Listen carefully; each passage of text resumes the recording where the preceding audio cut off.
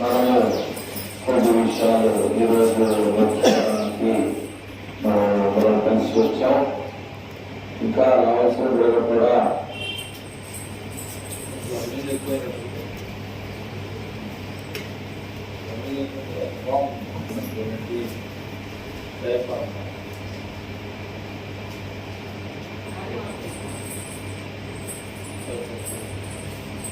కనుక ప్రేమటువంటి వాళ్ళ దేవుని వాక్యాన్ని మనం నేర్చుకునేటువంటి విధానంలో ఉన్నాం. ఇక్కడ ఏమన్నాయంటే మొదటి వచ్చినాన్ని జ్ఞాపకం చేసుకుంటూ ముందుకు వెళ్తే పౌరులు ఎక్కడ నుండి మాట్లాడుతూ ఉన్నాడనేటువంటి విషయాన్ని కూడా మనకు తెలియాలి. ఏ పరిస్థితుల్లో ఉండి మాట్లాడుతున్నాడు అనేటువంటి విషయం కూడా మనకి తెలియాలనేటువంటి విషయాన్ని మనం జ్ఞాపకం చేసుకోవాలి. ఎప్పుడు మాట్లాడుతున్నాడు బైబిల్ గారు మీరు? ఎప్పుడు మాట్లాడుతున్నాడు? ఖైదీ జైల్లో ఉండి, జైల్లో చెరసాల్లో బంధకాల్లో అనేకమైనటువంటి ఊర్లో అంతేగా ఖైదీగా ఉండి మాట్లాడుతున్నాడు. ఎఫెసులో ఉన్నటువంటి సంఘం వరకు ఆయన చక్కగా మాట్లాడుతున్నాడు. ఏమంటాడంటే సమాధానం అనేటువంటి బంధము చేత ఆత్మ కలిగించు ఐక్యమును కాపాడుకున్నట్టు శ్రద్ధ కలిగిన వారే. కాబట్టి మరి లోకంలో మనం ప్రేమ కలిగి ఒకరికొకరు మనం ఏం చేయాలంటే సహించే వారిగా ఉండాలి. అనేక కష్టాలు మనలో ఎదురవుతూ ఉంటాయి. ఎందుకంటే ఈ భూలోకంలో ఉన్నంత వరకు కూడా అనేకమైన కష్టాలు, రోగాలు, ఆర్థికంగా డబ్బు లేక, ఇల్లు లేక, వాక్యం లేక అనేకమైనటువంటి సమస్యల్ని ఎదుర్కొనేటువంటి వారు కూడా ఉన్నారు. అయితే ఈ సమస్యల నుంచి మనం తప్పించబడాలి అనేటువంటి ఆలోచన ప్రతి వారికి ఉండదు. కానీ వాళ్ళందరూ కూడా ఏం చేయాలంటే ఏం చేయాలి? దేవుని సన్నిధికి రావాలి. మన సమస్యలు, మన బాధలు, ఆర్థికం అంటే డబ్బు లేని స్థితి, ఆర్థికం అంటే మీ అందరికి తెలిసినా పర్లేదు. ఆర్థిక పరిస్థితి అంటే మనకి డబ్బులు లేనటువంటి పరిస్థితుల్లో దేవుడు మనలను ఆయన కుమారుడిని యేసుక్రీస్తు ద్వారా మనం ఎక్కడి నుంచి సమాధానం అనేటువంటి బంధం ఏం కావాలి? మనకి సమాధానం అనేటువంటి బంధం కావాలి. ఏ బంధం కావాలి? సమాధానం అనేటువంటి బంధం. బంధం అంటే ఏంటి? బంధం అంటే ఏంటి? బంధం అనేటువంటిది అంటే ఏంటి అంటారు. దాన్ని కూడా అది ఆయన కాపాడుకోవడానికి కదా ఒక బంధం. బంధం అనగా బంధుత్వం అంతేగా. వాళ్ళు మీకేముంటారు? మీకు బంధువులా అంటే ఏంటి? బంధువులు మాట బంధంలో లేదా? బంధము అంటే కలుసుకునే దాన్ని బట్టి బంధం అంటారు. రెండు కాళ్ళు కలిపి ఆ బంధంలో తాటి చెట్టుకున్నాయంటే ఆ రెండు కాళ్ళు ఆయన అయితే అవ్వచ్చు. కానీ వేరే వాళ్ళు మనం కలిసినట్టుగా అంత బంధం కలిగిన వాళ్ళు ఉన్నామంటే వాళ్ళకి మనకి వేసిన అంటే బంధుత్వం. వాళ్ళకి మనకి ఉన్నటువంటి బంధుత్వాన్ని మనం ఏం చేస్తున్నాం అంటే పెంచుకోవాలి. బంధుత్వాన్ని ఏం చేయాలి? పెంచుకోకూడదు. చేసుకోవాలి, పెంచుకోవాలి. ఎలా పెంచుకోవాలి? లోక సంబంధంగా కాకుండా అనేది శారీరక బంధం ఉంటుంది. శారీరక బంధం అంటే మనకి పుట్టిన వాళ్ళే కానీ, బంధువులే కానీ, పెద్దమ్మ కొడుకులు, పెద్దమ్మ కొడుకులు, ఇది శారీరక బంధం. ఇది ఏమన్నాడు అంటే ఏమన్నాడు? ఆత్మ కలిగించు. ఆత్మ అంటే ఎవరు? పరిశుద్ధాత్మ దేవుడు. పరిశుద్ధాత్మ దేవుడు ఏమన్నాడంటే ఆత్మను కలిగించు ఐక్యమును కాపాడుకున్నట్టు యందు శ్రద్ధ కలిగిన వారై ప్రేమతో ఒకరికొకడు సహించుచు మీరు పిలువబడినటువంటి పిలుపునకు తగినట్లుగా దీర్ఘశాంతముతో కూడినటువంటి సంపూర్ణ వినయముతోనూ సాత్వికముతోనూ నడుచుకోవాలని. అంటే ఎవరిని బట్టి చెప్తున్నాడు? నేను చెప్పింది ఏంటంటే పౌలు, నేను వాక్యంలో బాగా ఆగి తీరిపోయాను, నేను బాగా ఎదిగిన వాడు కనుక నేనేం చెప్తే అది మీరు చేయాలి కూడా. ఎవరిని బట్టి చేయాలి? ప్రభు నేను చెప్పే మాట మీరు వినొద్దు. ప్రభువారు మనకి ఏమైతే బాధ్యతలు భారాలు ఇచ్చాడో అవి మీరు కలిగి చేయండి అన్నాడు ఆయన. ఇప్పుడు ప్రభువు చెప్పుకోకుండా మనం చేసుకునేది మన ఇష్టం, మన ఇష్టం వచ్చినట్టు మనం చేసుకోవచ్చు. కానీ ఇక్కడికి వచ్చేసరికి ఏమవుతున్నాయంటే ప్రభువుని బట్టి చెప్తున్నాడు, కానీ నేను అధికారం ఉందని, లేదా బలం ఉందని, లేదా నేను మాటకారినని, నాకు బాగా నా మాట వినకపోతే ఊరుకోదని అని నేను అట్లా చెప్తున్నాను. పౌలు అట్లా నేను ప్రభువుని బట్టి ఖైదీనైనా మిమ్మల్ని ఏం చేస్తున్నాడు? మాటకపోతే కేకెత్తున్నాడా? గట్టిగా వస్తున్నాడా? నేను చెప్పిన పాఠం రాలేదని గట్టిగా మిమ్మల్ని కసుకున్నాడా? ఏం చేస్తాడంటే బ్రతులాడుతున్నాడు. ఎందుకని బతులాడుతున్నాడు అంటే ఏ వ్యక్తి కూడా ఈ లోక సంబంధంగా చనిపోకూడదు. ఏ వ్యక్తి కూడా ఈ లోక సంబంధంగా చనిపోతే అతను ఎక్కడికి వెళ్తాడో మనందరికీ తెలుసు. ఆత్మ సంబంధంగా చనిపోతే పరలోకానికి వెళ్తాడని మనకు తెలుసు. కాబట్టి ఎందుకు మిమ్మల్ని ఖైదీగా ఉండి చెరసాల్లో ఉండి క్రీస్తుని బట్టి ప్రభుని బట్టి మిమ్మల్ని నేను బ్రతులాడుతున్నానంటే ఎందుకనంటే వాళ్ళ భార్య పిల్లలు లేరా? వాళ్ళ అమ్మనాలు లేరా? వాళ్ళ రక్షణ లేరా? మరి వాళ్ళ బతులాడాలిగా, వాళ్ళే బతులాడుతున్నాడు. కానీ ఎవరు కూడా నష్టపోకూడదు అనేది అది దేవుని వాక్యాన్ని బట్టి. దేవుని వాక్యం లేనప్పుడు ఏం చేశాడు మీకు ఎవరు తెలుసా? క్రైస్తవుల్ని చాలా ఇబ్బందులు పెట్టారు. దేవుడు అనుకున్నాడు, దేవుడు లేని అనుకున్నాడు. కానీ దేవుడు ఉన్నాడని రుజువు చూపించాడు. ఎవరు చూపించారు? ప్రభు మాట్లాడుతున్నారు. కింద పడి సౌలని అక్కడ మాట నిలబడతా ఉన్నామాట. నిన్ను ప్రభువు అన్నాడు.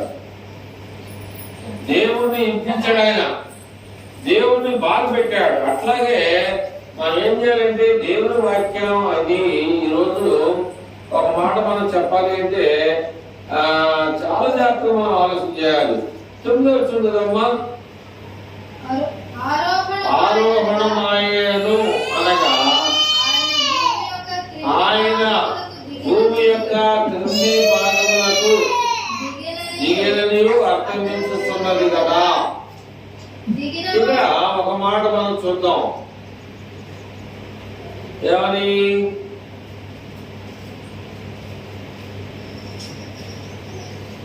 ఆరోహణమాయను అనగా భూమి యొక్క అని అర్థమిస్తా ఉంది. అంటే ఇక్కడ నేను క్రింది భాగములకు దిగెనని అన్నాడు. అక్కడ రెండు చూడు, రెండు ఏం చెప్తుంది? మొదట అని కూర్చబడి ఉన్నది. అంటే ఒక మాట మీకు చెప్పాలి అంటే దేవుడు నాకు ఇచ్చినటువంటి జ్ఞానం బట్టి చెప్తున్నా కానీ నాకు అంత తెలుసా నేనేమో చెప్పలా. ఆరోహణమాయను అనగా ఆయన భూమి యొక్క క్రింది భాగంలో దిగినది అర్థమిస్తున్నది కదా. దిగినవాడు తానే సమస్తమును నింపునట్లు ఆకాశ మండలము లన్నింటి కంటే మరి పైకి ఆరోహణమైన వాడునై ఉన్నాడు. అంటే అర్థం ఏంటంటే ప్రస్తుతానికి పరలోకములో ఉన్న వ్యక్తి ఎవరు అంటే యేసు ప్రభువారు మాత్రమే. అన్నిటికంటే అందరికంటే ఆరోహణమాయను అంటే ఈ భూభాగంలో నుంచి కిందకెళ్ళి కింద నుంచి పైకి వచ్చాడు. అన్నిటికంటే పైకి వచ్చాడు. ఈ లోకంలో ఎంతమంది ఉన్నప్పటికీ కూడా వారికి అట్టి అవకాశం లేదని ఇక్కడ మనం అర్థం చేసుకోవాలి. అయితే వాక్యం ఏంటంటే కిందకి దిగిన వాడు మళ్ళీ లేచాడు. ఒక విషయాన్ని మనం కిందకి దిగిన వాడు మళ్ళీ లేచాడు.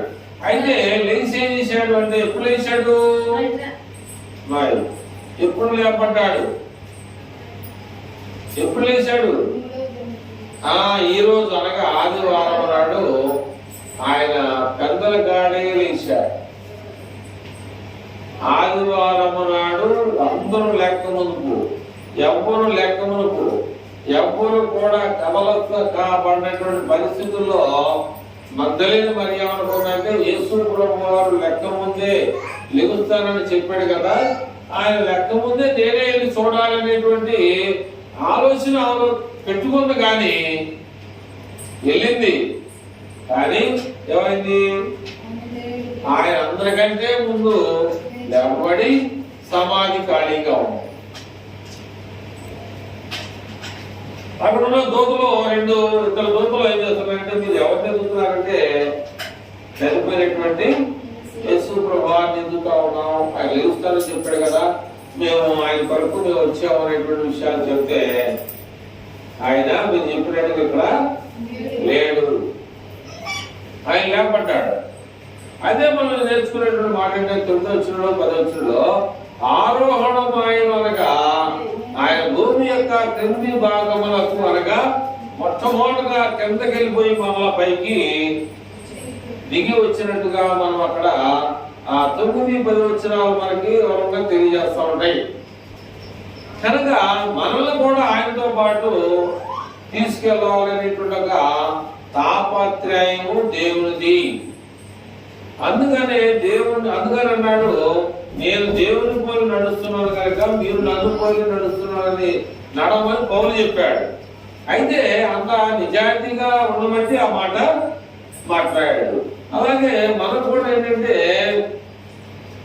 సమాధానం అనేటువంటి బంధం కలిగిన వారిగా మనం ఉండాలి. ఐక్యతను మనం కాపాడుకోవాలి. ఇందాక మనం అమ్మగారు చెప్పినట్టుగా బంధం తాడి చెట్టు ఎక్కే వ్యక్తికి ఎన్ని బంధాలు ఉంటాయి? ఎన్ని బంధాలు ఉంటాయి? 2 ఉంటాయి. 2 ఉంటాయి, 3 ఉంటా? ఒకటి ఎక్కడ? ఒకటి కాళ్ళకి, ఒకటి నడుముకి. కాళ్ళు మరి కొంచెం పైకి లేకుండా మళ్ళీ నడుము పైకి. అలాగా ఆ బంధం అనేది లేకపోతే ఆయన చెట్టు అంటే ఆయనకున్న బలంతో ఎక్కితే ఎక్కవచ్చు, కానీ చెట్టు మీద ఉంచగలరా? నుంచలేవు. ఎలా నుంచగలుగుతున్నాడు? 2 బంధములు ఆయన్ని కాపాడుతాడు. ఆ 2 బంధాల్లో ఏ బంధం తెగిపోయినా కానీ దాని పడిపోతాడు. ఆ 2 బంధాల మీద ఎప్పుడో ఉన్నటువంటి శిఖారకంలో నుంచొని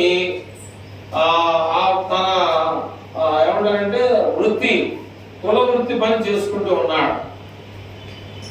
గీత కార్మికుడుగా తన పని జరిగిస్తున్నాడు. ఎందుకంటే ఆ బంధాలు అనేది లేకపోతే జారి అట్లాగా మనకి ఏ బంధం కావాలి? క్రీస్తు ఆత్మ కలిగించు సమాధానం అనేటువంటి బంధం కావాలి. అప్పుడు మనము ఆయన ఏమంటే 121వ అధ్యాయంలో కీర్తనకారుడు మనం చెప్తాడు. 121వ అధ్యాయంలో మనం చూస్తే చదమ్మా 3-4 వచనాలు కానీ చూసారా? ఒక విషయం మనం గుర్తు చేసుకోవాలి. ఆ తాడి తాడి చెట్టు మీద ఉన్నటువంటి వ్యక్తి ఏ మాత్రం ఆయన పాదం కానీ తొట్టిల్లిందా నిలబడిపోతాడు. ఈ సమాధానం అనేటువంటి బంధము నీకున్న గనక ఆయన ఏమన్నాడు, ఆయన నీ పాదమును త్రొట్టిల్లనీయడు, నిన్ను కాపాడేవాడు మాత్రము నిద్రపోడు. కానీ మనం ఆదివారం వస్తే నిద్రపోతాం. ఒక 2 గంటలు మాత్రం దేవుడికి కేటాయించమని దేవుని సేవకుడిగా నేను కోరుకున్నా. దేవుడు ఏమన్నాడంటే ఆయన ఉదయాన్నే అందరికన్నా ముందు లేపడ్డాడు. ఆనాడు అనేక స్త్రీలు అందరూ కూడా ఆయన చూడటానికి బయలుదేరారు. అయితే మనం అందరం కూడా ఈ లోకంలో కనీసం మరి దేవుని మాట వినపడుతుందంటే మనం ఏం చేయాలంటే ఆరాధనకి వెళ్ళిపోవాలి. ఎందుకని మన కోసం ఏం చేశాడు ఆయన అంటే ఒక విషయాన్ని మనం జ్ఞాపకం చేసుకోవాలి. ఏం చేశాడు ఆయన అంటే 11 వచ్చి 18 అమ్మా 11 చదువు. మనమందరము విశ్వాస విషయములలో దేవుని కుమారుని గూర్చిన జ్ఞాన విషయములో ఏకత్వము పొంది సంపూర్ణ పురుషుల మగు వరకు అనగా క్రీస్తునకు కలిగినటువంటి సంపూర్ణతకు సమానమైన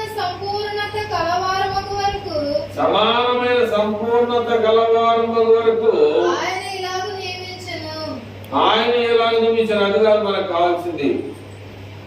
ఏది అంటే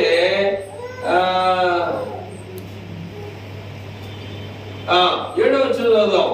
అయితే మనలో ప్రతివానికి క్రీస్తు అనుగ్రహించు వరము యొక్క పరిమాణము చొప్పున కృప అనేది ఇవ్వబడింది. అందుచేత ఆయన ఆరోహణమైనప్పుడు కాబట్టి అందుచేత ఆయన ఆరోహణం అంటే తిరిగి వెళ్ళిపోయేటప్పుడు చెరగా పట్టుకొని పోయి మనుషులకు ఈవులను అనుగ్రహించెను. చాలా మంది ఏమంటారంటే నన్ను మాటికి చూస్తూ తిడుతుంది కనుక అది పడితేనే మంచిది, దానికి రోగం వస్తేనే మంచిది, మాటిగా నన్ను అంటనాడు కనుక ఆడికి ఆ రోగం రావటమే మంచిది.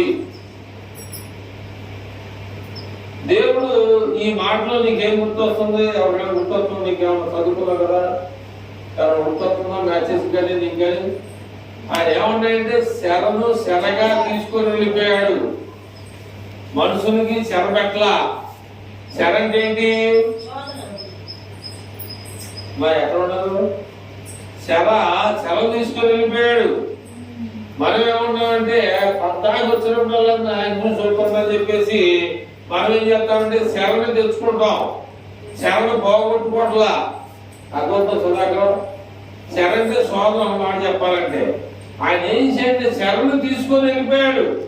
మీకొద్దు, ఈ శర మీరు మొయ్యలేరు, ఈ శర మీరు భరించలేరు, ఈ శరలో మీరు పాలు పంపులు పొందొద్దు, ఈ శరకు మీరు బానిసలవద్దు, ఈ శరలో మీరు పంచుకోవద్దు అనేది దేవుడు చెరగా తీసుకొని వెళ్ళిపోయాడు. మనకి ఈవులు అనుగ్రహించా అని మనకేమన్నా ఆలోచన ఉందా? ఆదివారం వచ్చిందా? పరలోకమందు ఉన్నటువంటి తండ్రి దేవుడు ఈ భూమి మీదకి తన కుమారుణ్ణి బలి ఇవ్వడానికి తీసుకొచ్చాడా? తన కుమారుణ్ణి మన పాపాలన్నీ కూడా తను వేసుకొని ఈ లోకంలో చెరబంతులే కాకుండా శిలువ మరణాన్ని పొందిందే కాకుండా ఆయన కలవరి శిలువలో ఏలాడుతూ మన కోసం ఇలా చేశాడే. నేను ఆదివారం నాడు నేను దేవుణ్ణి ఎందుకు హింసిస్తున్నాను, నా దేవునికి ఎందుకు నేను బాధపడతా ఉన్నాను, నా దేవుని ఎందుకు రాకోకుండా నేను అనేక పనులు చేసుకుంటూ మార్తా మరియ విషయాలు చూసుకుంటే, యేసు ప్రభు వారు మార్తా మరియ ఇంటికి వెళ్తే ఒక పని చేసుకోవడం, ఒక ఆమె దేవుని మాట్లాడతా ఉన్నాం. పని చేసుకోవడం మంచిదా, దేవుని మాట్లాడటం అంటే నా పని చెప్తాడు, నా పని చేసినాక పాత్రలు వస్తానంటే మీ ఇష్టం. అది నా పని అయిపోయినాక నేను పాత్రకు వస్తా, పని అవ్వలేదు ఈరోజు పాత్ర కొట్టేస్తా, అది మీ ఇష్టం. అది అంటే శరణి మన మీద వేయకోకుండా ఎత్తుకెళ్ళి మనకి ఏమైనటువంటి ఆలోచన లేదు. శర మన మీద లేకుండా తీసేసి ఈవులు అనుగ్రహించినటువంటి ఆ దేవుడికి మాత్రం ఆదివారం నాడు పని అవ్వాల. ఆదివారం నాడు చుట్టాలు వచ్చారు, ఆదివారం నాడు బయటికి వెళ్ళా. ఆదివారం అనగా అర్థం ఏంటో తెలుసా? గవర్నమెంట్ నోరు పూసుకొని సెలవు ఇచ్చింది. ఇక్కడ మనకి ఎప్పుడు ఆరాధన జరిగేది పాత నిబంధనల కాలంలో. ఇవాళకి ఏముంది తెలుసా? శనివారం విష్ణు మీకు తెలుసండి? మీకు ఎట్లా తెలుసు? మీ ఊర్లో ఉంది కాబట్టి. శనివారం విష్ణు ఉంది, ఆదివారం పెట్టడం ప్రార్థన. 7 అంటే 7 అర్థమైందా?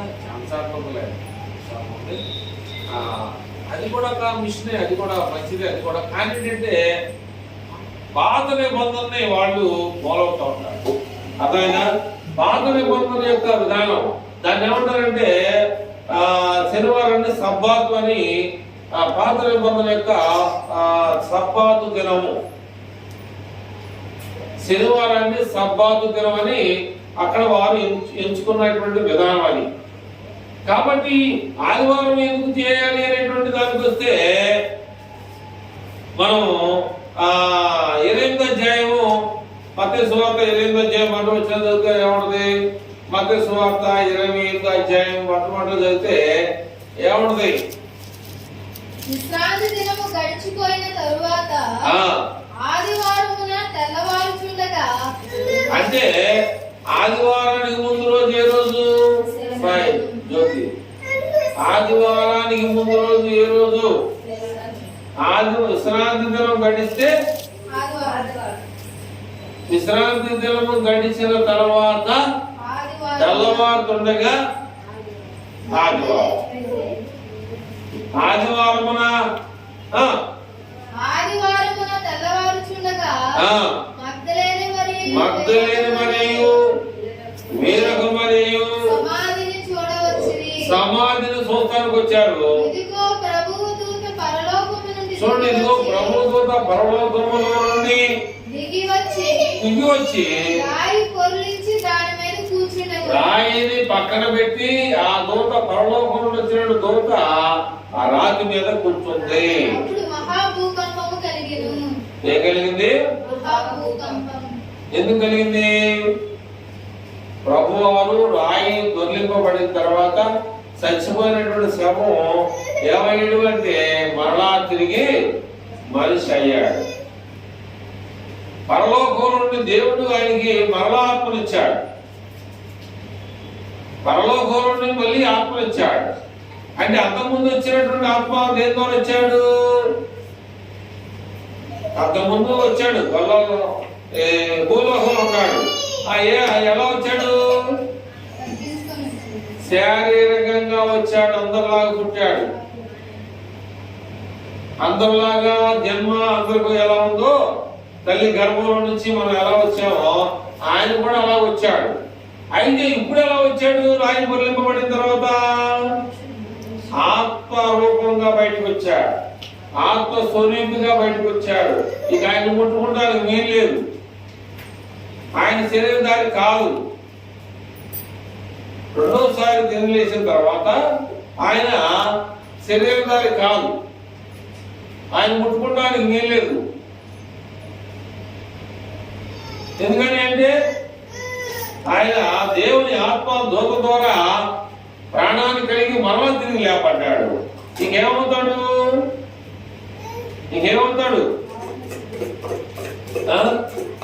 ఇంకేమవుతాడంటే ఆయన అపోస్తుల కార్యాల గ్రంథము 3వ అధ్యాయంలో ఒక మాట మనం చూద్దాం. అపోస్తుల కార్యాల గ్రంథంలో 1వ అధ్యాయం 3వ వచనం ఏమో చూద్దాం. అపోస్తుల కార్యాల గ్రంథం 1:3లో అదే వచ్చిన ఆయన అంటే కష్టపడి తిరిగి లేచిన తర్వాత 40 దినముల వరకు వారి కనుపడుచు మీకు పోయిన వారం చెప్పా. ఏమని గుర్తుందా మీకు? ఏమన్నా పోయిన వారం చెప్పా. ఏమని చెప్పాను అంటే ఆయన తాపత్రం ఏంటంటే దేవుని రాజ్యమును గూర్చి, ఆయన రాజ్యంలో నువ్వు ఉన్నావా లేవా. గత వారం కూడా నేను అదే చెప్పా. ఆయన వచ్చింది ఏంటంటే ఆయన రాజ్యానికి వారసులు కావాలి. అంటే దావీదు రాజ్యం కాదు, సొలొమోను రాజ్యం కాదు, సౌలు రాజ్యం కాదు, లేక నెబుకద్నెజరు యొక్క రాజ్యం కాదు. ఇది దేవుని యొక్క రాజ్యం. ఇది నిరంతరము నిలిచి ఉండేటువంటి రాజ్యము, దేవుని రాజ్యం. ఆయన ఎప్పుడే ఏం చెప్తాడు మాట, చనిపోయి సమాజం తిరిగి లేచిన తర్వాత కూడా మాట్లాడేటువంటి మాట ఏంటంటే ఫస్ట్ ఎవరైనా ఆయన శ్రమ పడిన తర్వాత 40 దినముల వరకు వారి కగుబడుచు దేవుని రాజ్యమును గురించి బోధించుచు అనేక విషయాలను చెప్పి వారికి తను తాను నేను నిజమైన దేవుడిని చూపించాడు. చూపించేవైతే 4 రోజులు కనపడి ఇంకా చెప్పుకుంటూ పోతే చాలా ఉంటుంది. కానీ ఇక 9వ వచనం 10, 11 వచనం చదివి మనం బాగా వాక్య భాగాన్ని ముందుకు వెళ్తానికి సిద్ధపడదాం. 9, 1వ అధ్యాయం అపోస్తుల కార్యాల గ్రంథము 9, 10, 11. యేసు ప్రభువు 40 రోజులు చనిపోయిన తర్వాత 40 రోజులు ఈ భూమి మీద ఉండి అర్థమైందా మీకు? యేసు ప్రభువు లేచాడు, 40 రోజులు ఉన్నాడు. ఉన్న తర్వాత అపోస్తుల కార్యాలు 1:3 చదివాము. 1వ అధ్యాయం 9వ వచనం చదివితే ఈ మాటలు చెప్పి వారు చూచుండగా ఆయన ఆరోహణమాయెను. అప్పుడు వారి కన్నులకు కనపడకుండా చూడండి, ఒక మేఘం వచ్చి ఆయన్ని తీసుకొని వెళ్ళింది. అంటే యేసు ప్రభువు వెళ్తా ఉండగా చూడండి, వాళ్ళు ఏంటంటే మేఘం తీసుకుని వెళ్తుంటే వాళ్ళు ఆకాశం వైపు చూస్తున్నారు. ఇదిగో తెల్లని వస్త్రములు ధరించుకుని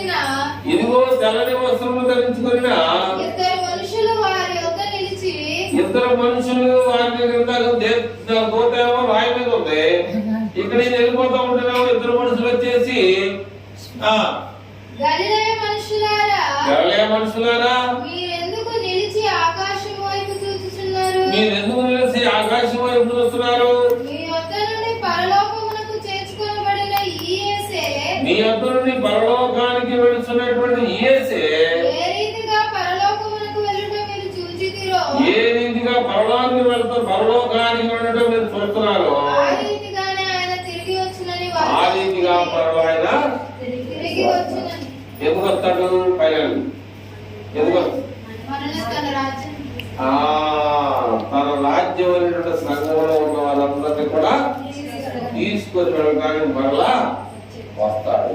అందుకని ఏమనంటే నేను ఉండే స్థానంలో మీరు కూడా ఉండాలని స్థలాన్ని సిద్ధపరచుట కొరకు వెళ్ళినట్టుగా మనం వాక్యం చెప్తా ఉంది. వెళ్ళాడు అని వాక్యం ఖచ్చితంగా బోధిస్తా ఉంది. కనుక శ్రీమంతుడు ద్వారా ఇంతవరకు దేవుని యొక్క మాటలు వినే అవకాశాన్ని దేవుడు మనకు కల్పించినందుకు ఆ దేవాది దేవునికి మనము ప్రత్యేకమైనటువంటి కృతజ్ఞతలు చెల్లించాల్సినటువంటి బాధ్యత భారం మనందరి మీద ఉంది.